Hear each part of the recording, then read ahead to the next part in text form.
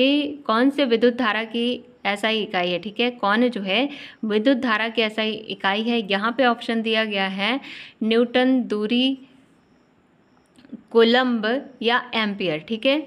विद्युत धारा की एसआई इकाई क्या है, न्यूटन, दूरी, कूलम्ब या एम्पियर। तो इसका राइट आंसर है ऑप्शन नंबर 4, ठीक है। क्या है, एम्पियर है, ठीक है। आगे बढ़ते हैं, अगला क्वेश्चन है यहाँ पे कि द्रव्यमान और वेग का गुणनफल क्या कहलाता है, ठीक है। द्रव्यमान और वेग के गुणनफल को क्या कहते हैं, कहते हैं संवेग। क्या कहते हैं, संवेग कहते हैं। ऑप्शन नंबर 4 क्या है, इसका राइट आंसर है कि द्रव्यमान और वेग के गुणनफल को क्या कहते हैं, संवेग कहते हैं, ठीक है।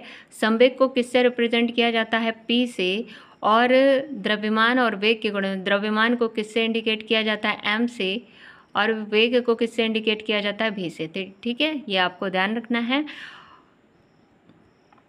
इसके बारे में देखिए यहाँ पे डिटेल बताया गया है। देखिए क्या बताया गया है कि P = M/V संवेग द्रव्यमान और वेग का गुणनफल है। यह एक सदिश राशि है जिसमें परिमाण और दिशा दोनों होते हैं, ठीक है। सदिश राशि किसे कहते हैं, जिसमें परिमाण और दिशा दोनों होते हैं, ठीक है। इसे क्या कहते हैं, एक सदिश राशि। अगला क्वेश्चन है यहाँ पे कि एक प्रकाश वर्ष बराबर होता है, ठीक है। एक प्रकाश वर्ष जो है कितने के बराबर होता है, तो दोस्तों ये होता है 9.46 गुणे 10⁻15 m के बराबर, ठीक है। 9.46 गुणे 10⁻15 m के बराबर जो है एक प्रकाश वर्ष होता है। तो ऑप्शन नंबर 4 क्या है, इसका राइट आंसर है। आगे बढ़ते हैं, अगला क्वेश्चन यहाँ पे पूछ रहा है कि समुद्री मछली पकड़ने का काम किसके निर्देश पे जो है मछली पकड़ने के जाल द्वारा किया जाता है, ठीक है।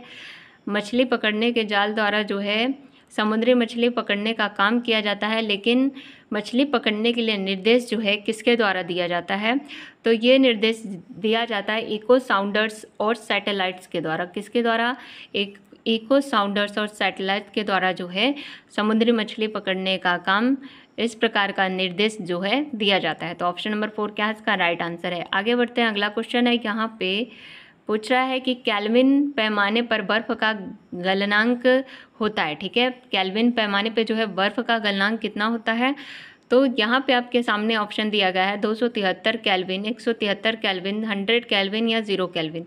तो केल्विन पैमाने पर बर्फ का गलनांक होता है 273 केल्विन। कितना होता है, 273 होता है। ऑप्शन नंबर 1 क्या है, इसका राइट आंसर है, ठीक है।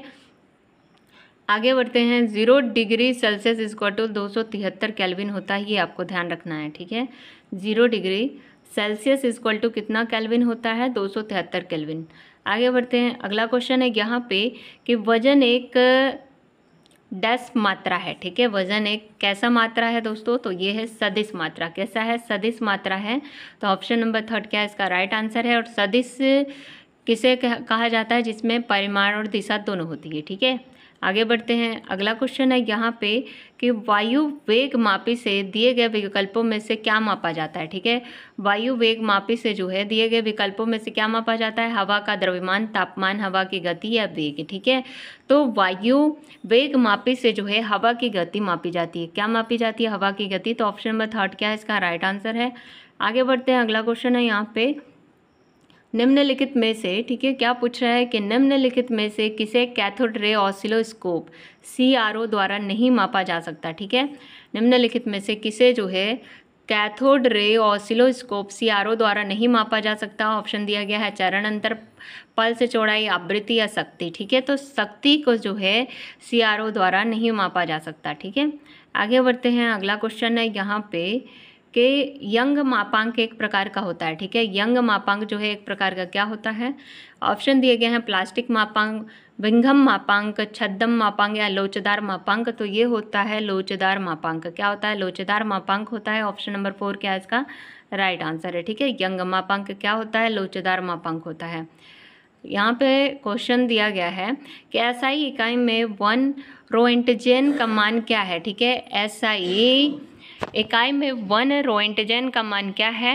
यहाँ पे ऑप्शन दिया गया है 258 × 10⁻⁻6 कूलम्ब प्रति किलोग्राम या 2.58 × 10⁻⁻4 कूलम्ब प्रति किलोग्राम या 2.58 × 10⁻⁻5 कूलम्ब प्रति किलोग्राम या 2.58 × 10⁻⁻7 कूलम्ब प्रति किलोग्राम। ठीक है, तो इसका राइट आंसर है ऑप्शन नंबर बी। ठीक है, ऑप्शन नंबर बी क्या है, इसका राइट आंसर है कि 1 रो एंटीजन का मान कितना होता है, 2.58 इंटू 10⁻⁻4 कूलम्ब प्रति किलोग्राम। ठीक है, ये आपको ध्यान रखना है। आगे बढ़ते हैं, अगला क्वेश्चन है यहाँ पे कि और रो एंटीजन को किससे इंडिकेट किया जाता है, तो रो एंटीजन को जो है कैपिटल आर से इंडिकेट किया जाता है। किससे, कैपिटल आर से इंडिकेट किया जाता है, ये आपको ध्यान रखना है। अगला क्वेश्चन है यहाँ पे कि निम्नलिखित में से कौन सा विद्युत विभवांतर की इकाई है। ठीक है, निम्नलिखित में से कौन जो है विद्युत विभवांतर की इकाई है, तो इसका राइट आंसर है option number A volt. Volt जो है विद्युत विभवांतर की इकाई है। ठीक है, आगे बढ़ते हैं। अगला क्वेश्चन है यहाँ पे कि ऊष्मा चालकता का एसआई यूनिट क्या है। ठीक है, ऊष्मा चालकता की जो है एसआई यूनिट क्या है, आपके सामने ऑप्शन दिया गया है यहाँ पे, वोल्ट प्रति मीटर केल्विन या वोल्ट मीटर कूलम्ब, वोल्ट प्रति मीटर कूलम्ब या वोल्ट प्रति मीटर कूलम्ब। ठीक है, ये यहाँ पे दिया गया है। तो इसका जो राइट आंसर है वो है आपका क्या, वो है आपका ऑप्शन नंबर ए। ठीक है, कि ऊष्मा चालकता की ऐसा यूनिट होती है वोल्ट प्रति मीटर कूलम्ब। ठीक है, वोल्ट प्रति मीटर कूलम्ब।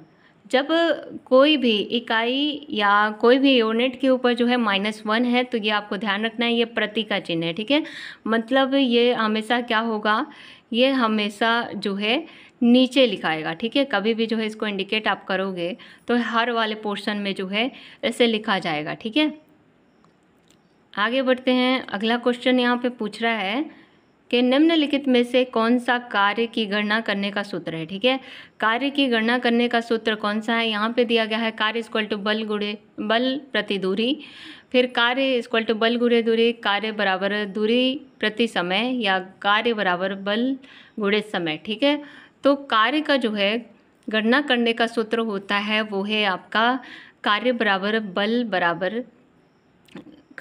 बल गुणे दूरी। ठीक है, क्या होता है, कार्य बराबर बल गुणे दूरी जो है किसका गणना करने का सूत्र है, कार्य के गणना करने का सूत्र। ठीक है, आगे बढ़ते हैं। और कार्य का मात्रक क्या होता है, तो कार्य का मात्रक होता है जूल, ये आपको ध्यान रखना है। कार्य का मात्रा ऐसा ही मात्रक क्या होता है, जूल होता है, जिसे किससे इंडिकेट करते हैं दोस्तों, इसे इंडिकेट करते हैं कैपिटल जे से। किससे, कैपिटल जे से जो है इसे इंडिकेट किया जाता है।